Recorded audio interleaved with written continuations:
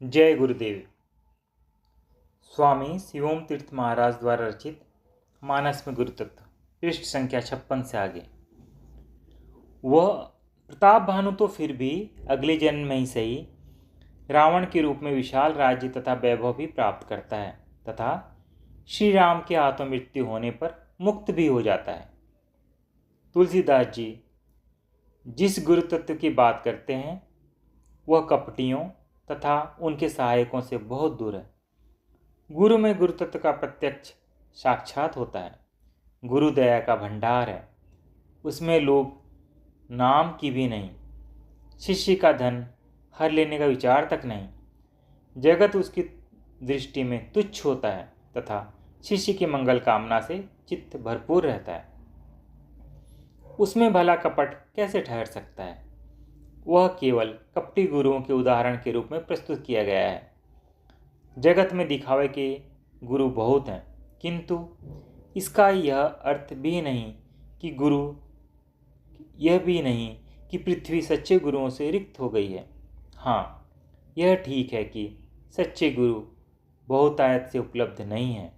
मिथ्या गुरु झूठे स्वर्ग की भांति सभी जगह उपलब्ध हैं।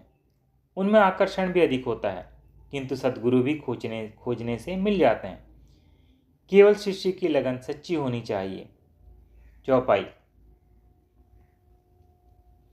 शुभ आचरण कतहु नहीं होई, देव विप्र गुरु मान न कोई। अर्थ, राक्षसों के डर से कुछ भी शुभ आचरण नहीं होते थे। देवता, ब्राह्मण तथा गुरु का कोई मान नहीं था। रामचरितमानस में राक्षसों की धर्म विरोधी गतिविधियों का वर्णन किया गया है, किंतु उस समय भी महाराज दशरथ तथा महाराज जनक के राज्य में यज्ञ, याग, जप तप आदि सभी धर्माचरण होते थे। देवता, ब्राह्मण तथा गुरु का मान था।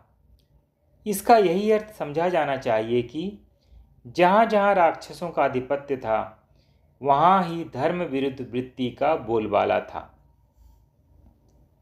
एक बात और है, रावण स्वयं ब्राह्मण था, वेदों का विद्वान था तथा शंकर जी का अनन्य भक्त था। फिर वह भक्ति पर अंकुश कैसे लगा सकता है? स्वयं गुरु भक्त था, फिर गुरुओं के मान प्राप्त क्यों नहीं था? उसने अनेकों यज्ञ करके कई प्रकार की सिद्धियां प्राप्त की थी, फिर उसने यज्ञ याग पर प्रतिबंध क्यों लगाया? यह विषय विचारणीय है। राक्षस कोई अलग जाति या संप्रदाय नहीं है। उसके सिर पर कोई सिंग नहीं होते, न उनके लंबे लंबे दांत ही होते हैं, न ही उनकी भयानक आकृतियां होती हैं। चित्त की एक अवस्था विशेष है जिसे राक्षस वृत्ति कहा जाता है, जिसमें विषय भोग जीवन का मुख्य लक्ष्य होता है। इसकी प्राप्ति में उचित अनुचित या धर्म अधर्म का स्थान गौण है। येन केन प्रकारेण भोग को प्राप्त किया जाए, यह राक्षस नहीं है। नहीं कि राक्षस तप जप या यज्ञ याग नहीं करते थे, किंतु इनका उपयोग भी भोगों की प्राप्ति के लिए ही किया जाता है। उनके गुरु भी होते थे तथा वह उनका आदर भी करते थे, किंतु गुरु भी उन्हें भोगोन्मुख उपदेश ही देते थे। जिसमें यह आसुरी वृत्तियां नहीं हो वही मानव है, अन्यथा मानव होते हुए भी पशु समान दानव ही है। सब मनुष्यों की चित्त स्थिति अपनी अपनी होती है। लंका में भी विभीषण जी जैसे कुछ मानव थे, जो अयोध्या में भी मंथरा जैसे कुछ राक्षस वास करते थे। फिर किसकी वृत्ति कब असुर हो जाए कहा नहीं जा सकता। कैकेयी क्षण मात्र में ही क्या से क्या हो गई। तुलसीदास जी ने स्वयं कहा है, जिनके यह आचरण भावानी ते जानो निश्चर सब प्राणी। जिसके यह आचरण है उन सबको राक्षस ही समझना। जो गुरु श्रेय मार्ग की शिक्षा देते थे, लोगों को राम जी या गुरु तत्व की ले जाना चाहते थे, असुर लोग न उसकी बात सुनते थे न उनका आदर ही करते थे। उन्हें ऐसे गुरुओं की आवश्यकता थी जो उन्हें प्रेम मार्ग की ओर ले जाए। तुलसीदास जी के कहने का भाव यह है कि रामायण काल में असुरों की संख्या इतनी बढ़ गई थी कि धरती माता कांप उठी। युग प्रवाह बदलता रहता है, कभी भौतिकवादी का प्रभाव बढ़ जाता है तो कभी आध्यात्मिकता का। भौतिकवाद में यदि आध्यात्मिकता का लेश होता भी है तो साकाम ही, किंतु आध्यात्मिक युग में भक्ति अपने शुद्ध स्वरूप में निखर जाती है। जगत भोगों के प्रति वैराग्य, इंद्रिय संयम की साधना, प्रभु भक्ति के लिए यज्ञ, कीर्तन, पूजा इत्यादि, यह करते करते गुरु तत्व भी चित्त में ऊपर उभर आता है, प्रकट होकर क्रियाशील हो जाता है। भौतिक युग में गुरु तत्व का अंतर प्रभाव बना तो रहता है, किंतु ऊपर से सब सूखा ही सूखा दिखाई देता है। मानस में यह कहीं नहीं कहा गया कि उस समय राक्षस राज्य में सद्गुरु थे ही नहीं, केवल उनका आदर नहीं होने की बात ही कही गई है। अर्थात गुरु तत्व का प्रवाह अदृश्य हो गया था। यदि श्रेय के शिक्षक गुरुओं के पास कोई जाता भी था तो प्रभु भक्ति, ज्ञान तथा वैराग्य का उपदेश ही मिलता था, जबकि लोगों में उसके प्रति कोई जिज्ञासा ही नहीं थी। वह तो भोगासक्त थे। यदि श्रोता के चित्त में जानने की कुछ जिज्ञासा हो तभी गुरुवाणी के प्रभाव को ग्रहण कर सकता है। चित्त में यदि भोग वासनाएं हो तो गुरु जैसा कैसा भी श्रेयस्कर उपदेश करे, चित्त में प्रवेश नहीं कर पाता। गुरु तत्व यद्यपि शाश्वत है, किंतु राक्षस वातावरण एवं संस्कृति में उसका मान नहीं होता। इससे गुरु तत्व को कुछ अंतर नहीं पड़ता। सद्गुरु का आदर हो या अनादर, वह हर हाल में प्रसन्न है, सुखी है। चौपाई। एक बार भूपति मन माही, भय गलानी भोरे सुत नाही। गुर गृह गयु तुरत महिपाला, चरण लागी करी विनय विशाला। अर्थ, एक बार राजा के मन में बड़ी ग्लानि हुई कि मेरे पुत्र नहीं है। राजा तत्काल गुरु के घर गए तथा चरणों में प्रणाम कर बहुत विनय की। महाराज दशरथ की आयु बड़ी हो चली थी। धन, संपत्ति, वैभव, राज्य सभी कुछ था। जीवन की सभी सुविधाएं उपलब्ध थी। पुत्र प्राप्ति की जिज्ञासा प्राणी मात्र को संभवतः ही होती है।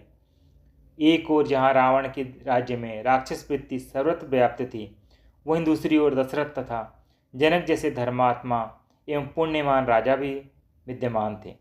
धरती पर मंगल तथा मंगल का कैसा विचित्र संयोग था। शुभ तथा अशुभ एक साथ विहार करते थे। मनुष्य के शरीर में भी शुभ तथा अशुभ, क्लिष्ट तथा क्लिष्ट वृत्तियां साथ साथ उदय होती हैं। रावण राज्य में सद्गुरुओं का अनादर था, तो दशरथ तथा जनक के राज्य में सद्गुरुओं का पूरा सम्मान प्राप्त था।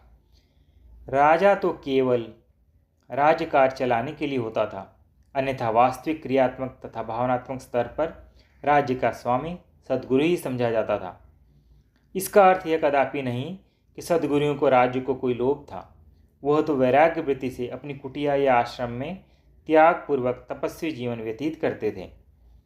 राजा तथा प्रजा दोनों में यह भावनात्मक श्रद्धा थी कि वे सद्गुरु को राज्य का वास्तविक स्वामी समझकर हर आवश्यक बात में उनकी सम्मति लेते थे तथा उनकी बात को पूरा सम्मान देते थे।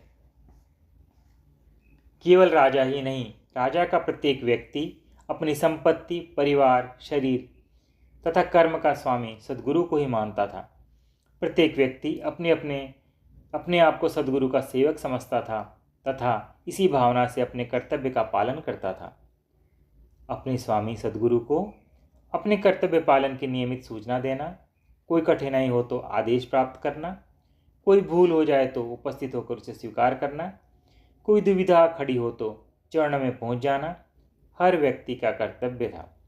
सद्गुरु परिवार के मुखिया की भांति था, जो बिना किसी स्वार्थ या लोभ के केवल जन कल्याण की भावना से अभिभूत सबका उचित मार्गदर्शन करते थे।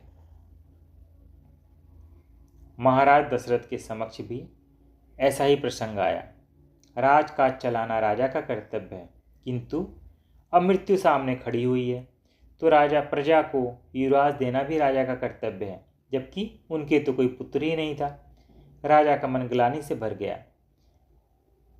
वह अधीर हो उठा। ऐसे में क्या करे, कहाँ जाए? एक ही स्थान है जहाँ जाकर अपने मन को हल्का किया जा सकता है, और वह है सद्गुरु चरण। सेवक स्वामी के पास जाकर भी विनय कर सकता है। अतः राजा भी तत्काल ही गुरु चरणों में जा उपस्थित हुआ। वैसे भी सारा जगत दुखी है, सबके पीछे कोई ना कोई समस्या लगी है। जगत के सभी लोग या तो भोगों में मस्त हैं या अपनी समस्या में उलझे हैं। किसी को किसी के दुख से कोई संबंध ही नहीं है।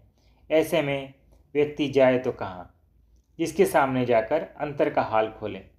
जगत के सामने दुख रोने से लाभ ही क्या? सारे जगत में सद्गुरु ही एक ऐसा स्थान है जहाँ हर कोई अपने मन की बात कह सकता है। गुरु भी ध्यानपूर्वक सहानुभूतिपूर्वक बात सुनते हैं।